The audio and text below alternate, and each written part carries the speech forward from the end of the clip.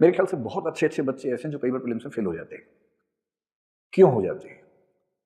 इसकी एक वजह तो ये हो सकती है कि उनके पास बुद्धि का अभाव है ना? ये तो आप मानेंगे नहीं, मानना भी नहीं चाहिए। क्यों मानेंगे भाई? बुद्धि तो मोटे तौर पर लोगों में ठीक ठाक रहती है, ऐसा क्या है? तो बुद्धि का अभाव तो है नहीं। एक आध कोई बच्चा ऐसा हो सकता है कि उसकी रीजनिंग बहुत कमजोर है, मैथ्स बहुत कमजोर है, इसलिए उसी से कर नहीं पाता, उसकी बात अलग है। लेकिन जनरली आप में से एक भी ऐसा बच्चा नहीं है जो इसलिए प्रीलिम्स पास नहीं कर पा रहा कि उसकी कैपेबिलिटीज में कमी है। मैं तो ऐसा नहीं मानता हूं, आपको भी नहीं मानना चाहिए। तो क्या वजह हो सकती है? एक वजह हो सकती है कि आपकी मेहनत में कमी है।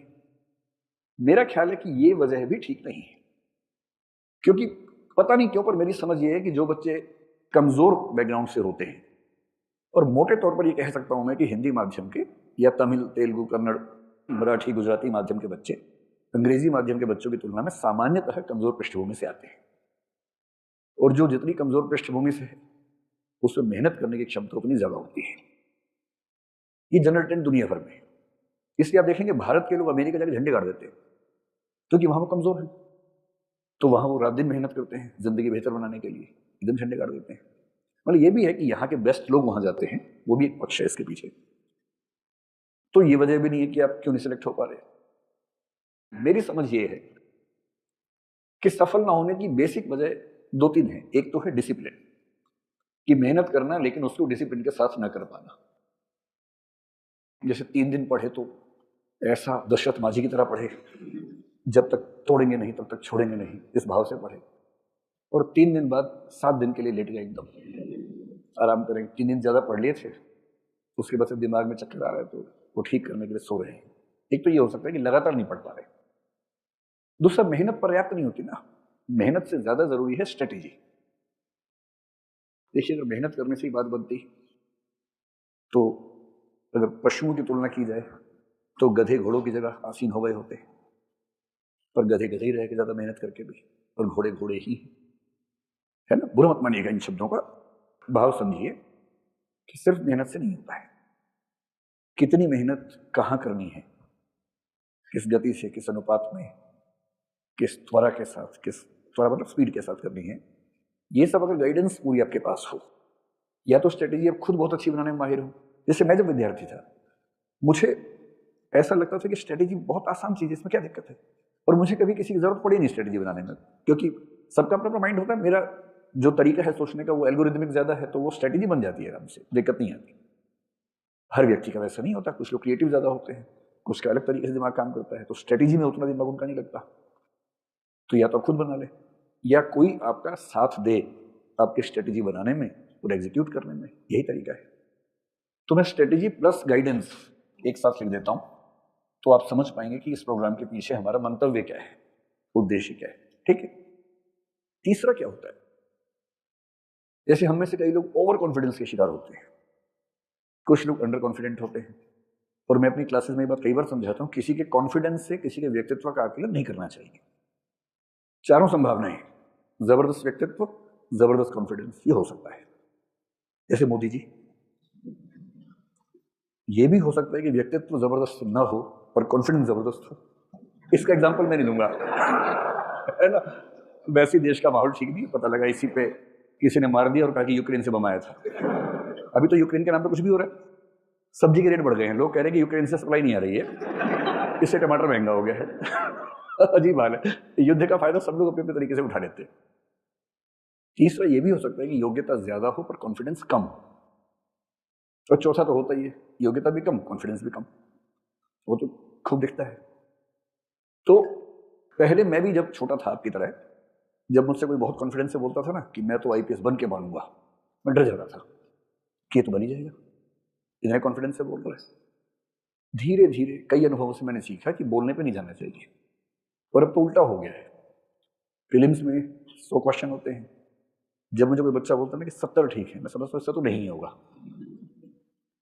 जब कोई कहता है कि नेट स्कोर 150 प्लस आ रहा है, तो और मेरा अनुमान आमतौर पर ठीक निकलता है ऐसे मामलों में, नहीं ही होता है। फिर वो कई साल तक गीत गाते हैं कि गोला गलत भर दिया था, या रोल नंबर मैंने तो ठीक भरा था, जो इन्विजिलेटर था मुझे गुस्से में देख रहा था, उसने बाद में रोल नंबर चेंज कर दिया मेरा।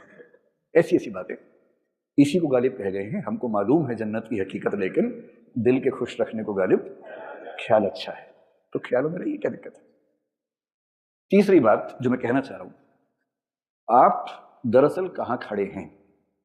दुष्यंत कुमार की एक पंक्ति मुझे बड़ी प्रिय है, तुम्हारे पैर के नीचे जमीन नहीं और कमाल यह है कि तुम्हें इसका यकीन नहीं। पैर के नीचे जमीन है ही नहीं, खड़े हवा में और कॉन्फिडेंस ऐसा कि बाप रे बाप। तो याद रखना, तुम्हारे पैर के नीचे जमीन नहीं और कमाल है कि तुम्हें इसका यकीन नहीं। ऐसा आपके साथ ना हो जाए। एक मैंने बड़ा अच्छा कार्टून देखा, एक फट्टा रखा हुआ है बैलेंस किया हुआ, उस फट्टे पे आगे एक आदमी खड़ा है, एक पीछे खड़ा है, इसीलिए बैलेंस है। पीछे वाला आगे वाले को लात मार रहा है, तो नीचे लिखा हुआ आ रहा है, लात मारने से पहले अपना भी देख लो, है ना। कई बार जरूरी होता है कि हमें अपनी जमीन का आइडिया हो।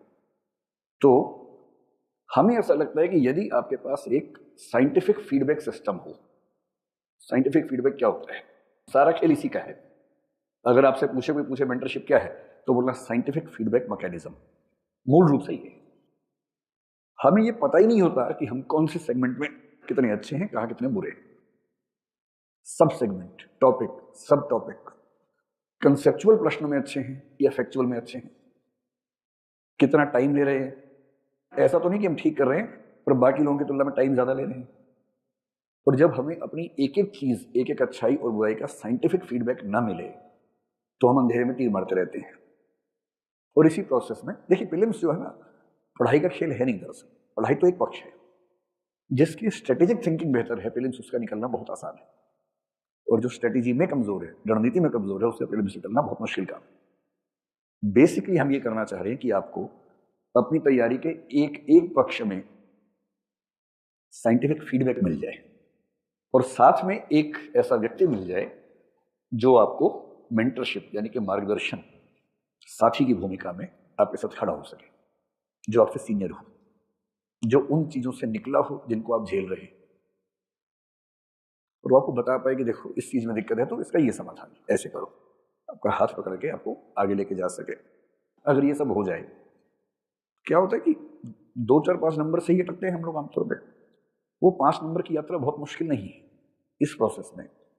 और इस वजह से हमने इन सब चीजों को मिलाकर एक कंसेप्ट बनाया। हमारी एक बड़ी टीम, करोलबाग में कुछ लोग हैं, कुछ ये हमारी टीम है, सबने मिलकर प्लानिंग की ताकि जो भी बेस्ट हो सकता है वो सारा यहाँ के बच्चों को मिले। और मैं अपनी इंग्लिश की टीम का भी शुक्रगुजार हूँ, उन लोगों ने बड़ी हेल्प की है। उनको भी बड़ी इच्छा है कि हिंदी माध्यम का रिजल्ट अच्छा निकले, क्योंकि वो जानते हैं कि हमारा जो कोर है वो हिंदी माध्यम है, तो उनकी भी कमिटमेंट इस मामले में अच्छी खासी है। हम क्या क्या करने वाले हैं आपके साथ, आपके साथ का मतलब ये नहीं कि मार पिटाई होने वाली है आप लोगों के साथ, है ना। आपको क्या क्या सुविधाएं मिलने वाली हैं, क्या क्या करेंगे, थोड़ा सा समझ लेते हैं। अब तक आपको आइडिया हो गया होगा, जो नहीं हुआ होगा मैं समझा दूँ।